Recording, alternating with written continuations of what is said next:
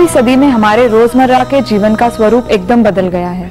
मानसिक क्लेश, तनाव, काम का बोझ, इसमें से कोई ना कोई परेशानी हर एक के जीवन में कहीं ना कहीं जरूर मौजूद है। हम आपके लिए लाए हैं ज्ञान और गतिविधियों की अनोखी श्रृंखला, जिसकी मदद से आपको मिलेगी शारीरिक और मानसिक शक्ति, यानी कि आप आज की जिंदगी की मुश्किलों का सामना बेहतर ढंग से कर सकें। So join us and let go।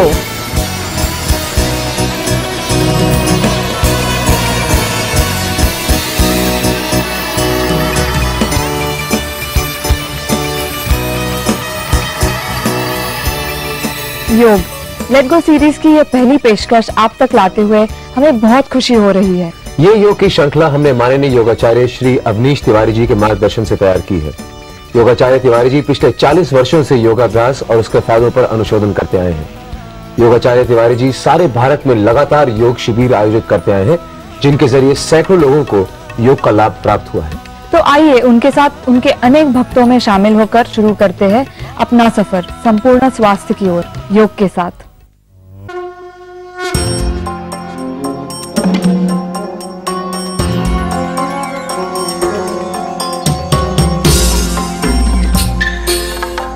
सर्वे भवन्तु सुखिनः,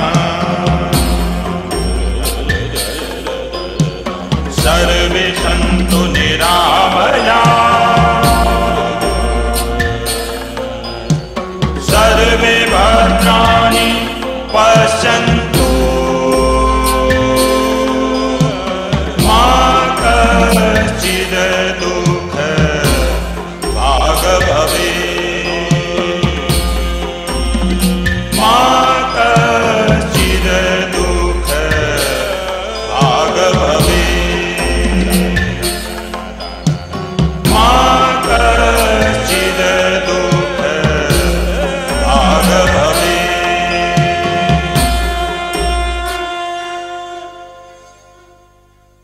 सभी सुखी हों, सभी निरोगी हों, सभी भले दिखें, सभी के सुख दुख समान हो। यह वैदिक प्रार्थना सबके सुखी और निरोगी रहने के लिए की गई है। भारत में मनुष्य और मनुष्यता का इतिहास जितना पुराना है, योग का इतिहास भी उतना ही पुराना है। प्राचीन भारत के ऋषियों और योगियों ने सबके सुखी और निरोगी रहने के लिए योग या योग शास्त्र की रचना की थी, क्योंकि स्वस्थ शरीर में ही स्वस्थ मन रहता है। इसीलिए व्यक्ति का स्वस्थ रहना अत्यंत आवश्यक है। और शरीर को स्वस्थ रखने के लिए योगियों ने आसनों की व्यवस्था की है।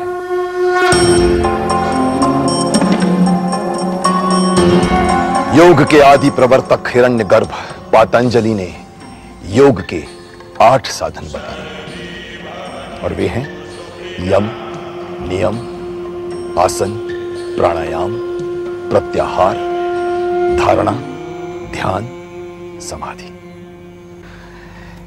इनमें से तीसरे साधन आसन द्वारा हम किसी भी रोग का उपचार सरलता से कर सकते हैं। यह हमारा सौभाग्य है कि प्राचीन ऋषियों योगियों द्वारा दिए गए आसनों का समुचित ज्ञान रखने वाले ऋषि योगी आज भी हमारे बीच मौजूद हैं, जिन्होंने योग के क्षेत्र में कठिन तप द्वारा असंख्य सिद्धियां प्राप्त की हैं। एक गुरु जी का कथन है, व्यायामम कुर्वतो नित्यम विरुद्धमपि भोजनम विदग्धमा विदग्धम वा निर्दोषम परिपच्यते। आसन व्यायाम भी है एवं वृद्धावस्था एवं रोगों से बचाने का रसायन भी यही है।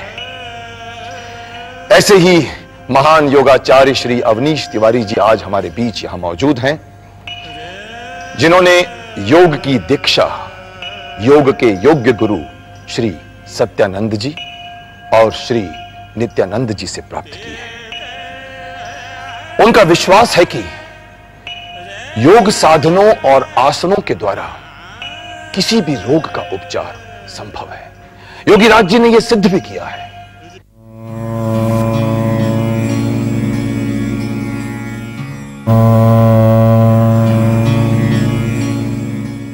योगाचार्य श्री अवनीश तिवारी जी पिछले 40 वर्षों से योगा के क्षेत्र से जुड़े हुए हैं।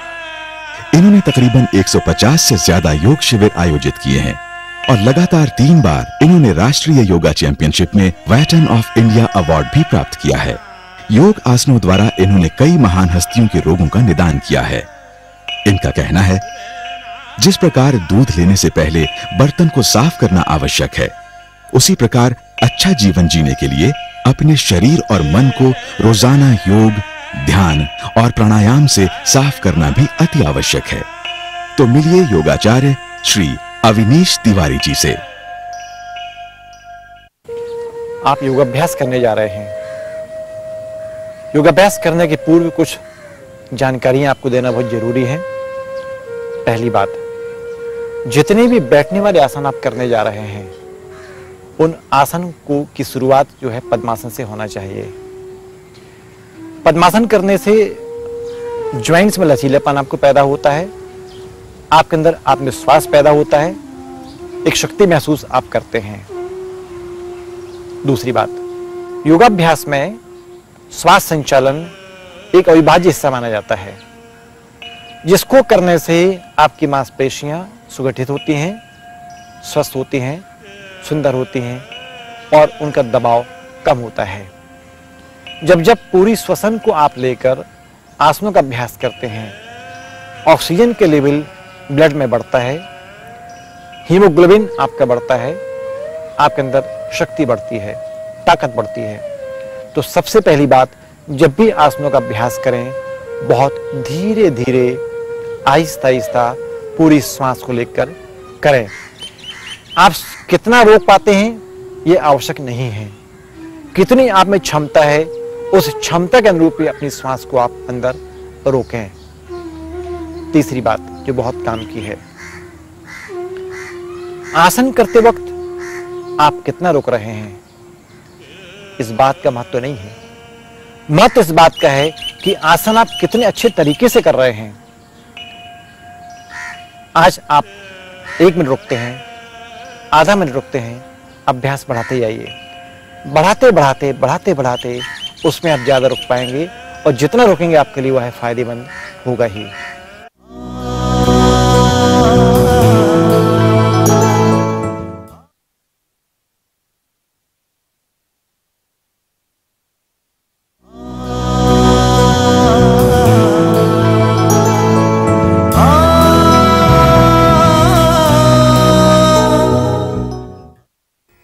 योग अभ्यास करने से पूर्व सूक्ष्म व्यायाम करना चाहिए, जिससे आपकी मांसपेशी में क्रैम्प्स ना हो और लचीलापन पैदा हो।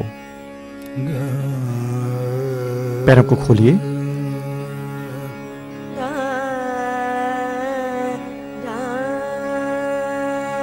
चक्की चालन क्रिया, मुट्ठियां बांधकर क्लॉकवाइज चक्की चलाना है। पेट और कमर की पेशी को मजबूत करने के लिए, लचीला करने के लिए।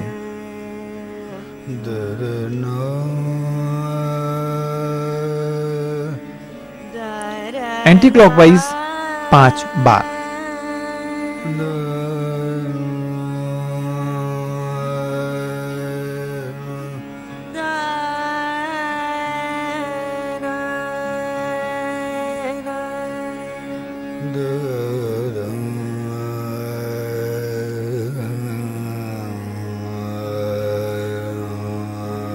दोनों पंजे मिलाएं। नौकासन क्रिया। नौका चालन में आपको अधिकतम पीछे आने का अभ्यास करना है। मुट्ठियां बांध के रखिए। जैसे आप चप्पू चलाते हैं उस प्रकार से आपको नौका चालन क्रिया करना है। उल्टा,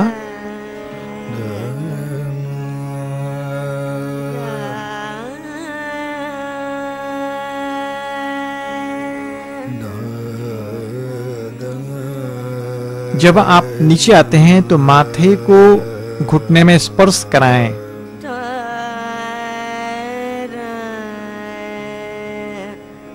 अगली क्रिया, पद्मासन लगा लें।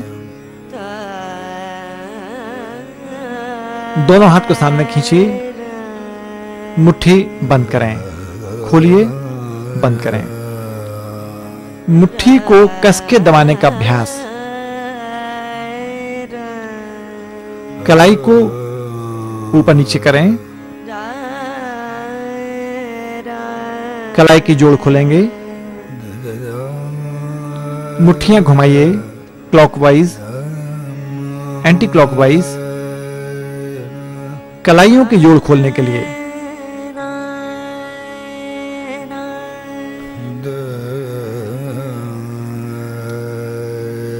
दोनों हथेलियां कन्नों के ठीक सामने और कलाई को मोड़कर हाथ की अंगुलियों से कन्नों को स्पर्श करें। अब दोनों हाथ कंधे के समानांतर फैलाकर दोनों हाथ की अंगुलियों से फिर से कन्नों को स्पर्श कराएं। कन्नों के जोड़ों को खोलने के लिए इन क्रियाओं के समय पीठ आपकी सीधी होना चाहिए। दोनों हाथों को आसमान को ले जाएं और अंगुलियों से कन्नों को छूने का प्रयास करिए। जब हाथ ऊपर जाएंगे तो हथेली आपकी नमस्कार की मुद्रा में होना चाहिए। अब दोनों कंधे क्लॉकवाइज घूमना चाहिए। दोनों हाथ की अंगुलियों को आप कंधे में छुलाएं, एंटी क्लॉकवाइज।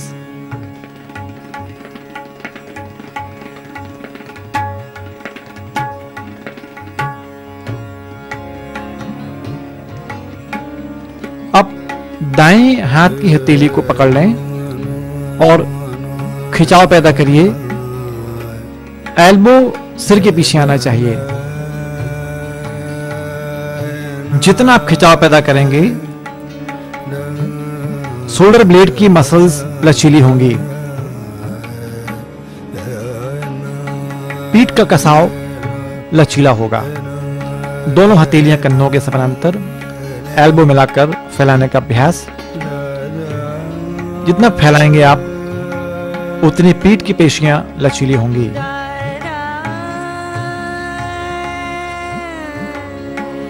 इस क्रिया को भी आप 5 बार करें। अब हथेली को जमीन को लाइए, ऊपर ले जाएं, जमीन को लाएं, ऊपर ले जाएं। शोल्डर ब्लेड आपके लचीले होंगे, डेल्टॉइड मसल्स आपके लचीले होंगी। अब दोनों हथेलियों से आप नेक को पकड़ लीजिए और एल्बो टच करने का प्रयास करें।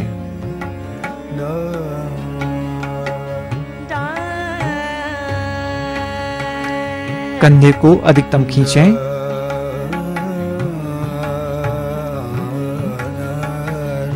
दाएं गाल को पकड़ लीजिए और बाएं तरफ घुमाइए।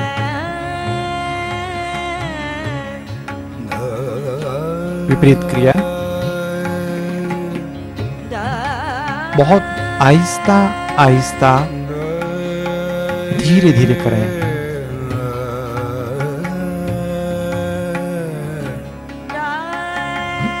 अंगूठे से चिन्ह को आप पकड़िए, आसमान को खींचें, नीचे लाइए। गर्दन की कशुरुकाएं स्वस्थ होंगी।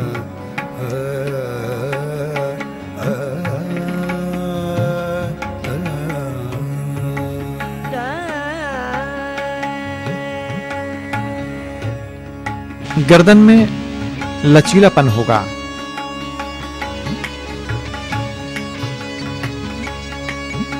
माथे को दबाइए, बाईं तरफ और दाईं तरफ दबाइए। ये तमाम क्रियाएं गर्दन में लचीलापन पैदा करती हैं।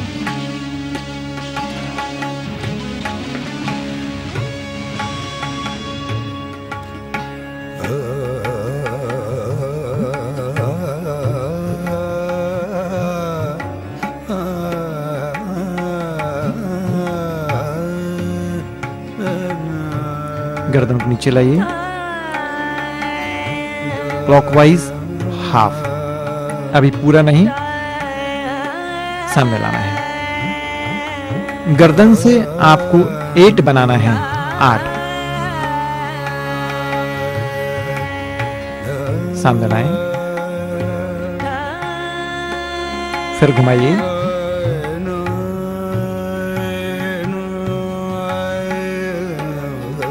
संपूर्ण क्रियाएं गर्दन के लचीला बनाने के लिए लाभकारी हैं।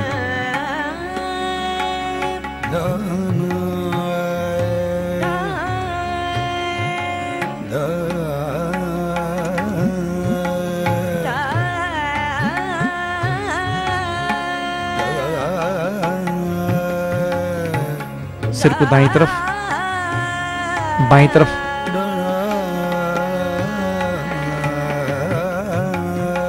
सामने, पीछे, सामने, पीछे 5 बार।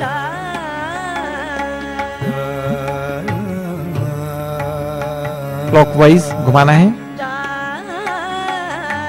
गर्दन को चक्र के समान घुमाइए, उल्टा।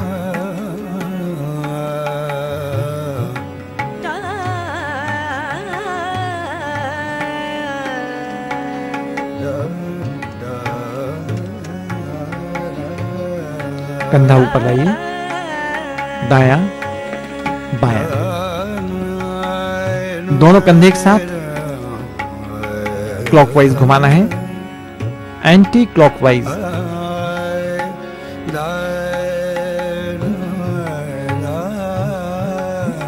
दोनों कान को खींचिए, क्लॉकवाइज घुमाइए। इससे कान की पेशियां लचीली होंगी। मध्य में कान को पकड़िए, खींच के क्लॉकवाइज घुमाइए, एंटी क्लॉक घुमाएं। अब दोनों कान के क्षेत्रों को बंद करके आप घुमाइए, ऊपर नीचे लाइए, मसाज दीजिए। कान के चारों तरफ उसकी मालिश करें, उल्टा।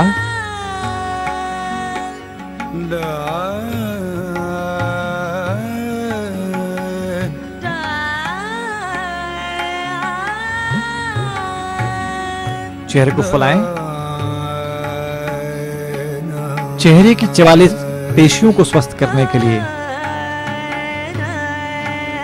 फूंक मारिए और जोर से फूंक मारें।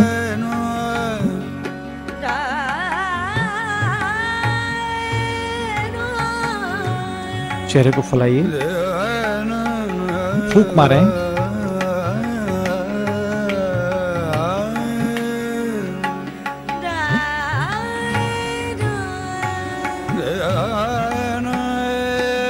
चेहरे की 44 पेशियों का व्यायाम है।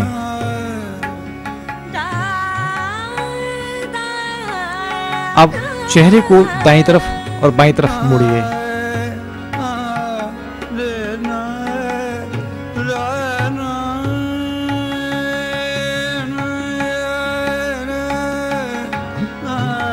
जबड़े को चलाएं।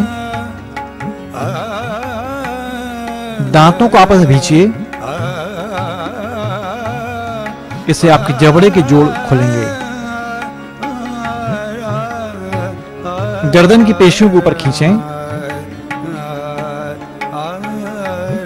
नेत्रों को दाईं तरफ बाईं तरफ घुमाएं। इससे आपकी आई बॉल की पेशियां लचीली होंगी। ऊपर नीचे देखें।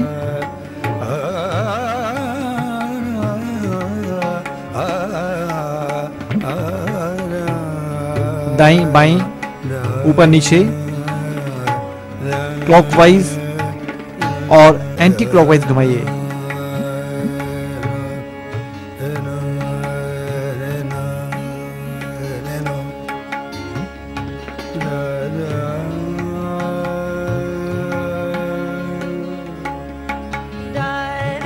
यह नेत्र आसन की क्रियाएं हैं। सिंहासन। जीभ को बाहर निकालकर चेहरे की पेशियों को आप कड़ा करें और सिंह के समान आपको दहाड़ना भी है।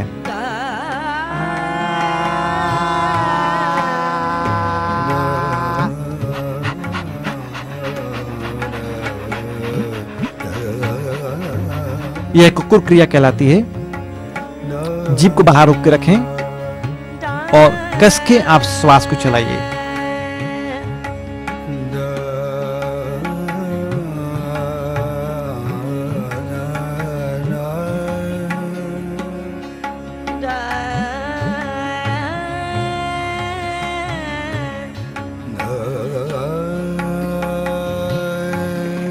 योग एक स्वस्थ जीवन जीने का अंदाज है, एक जीवन की लय है।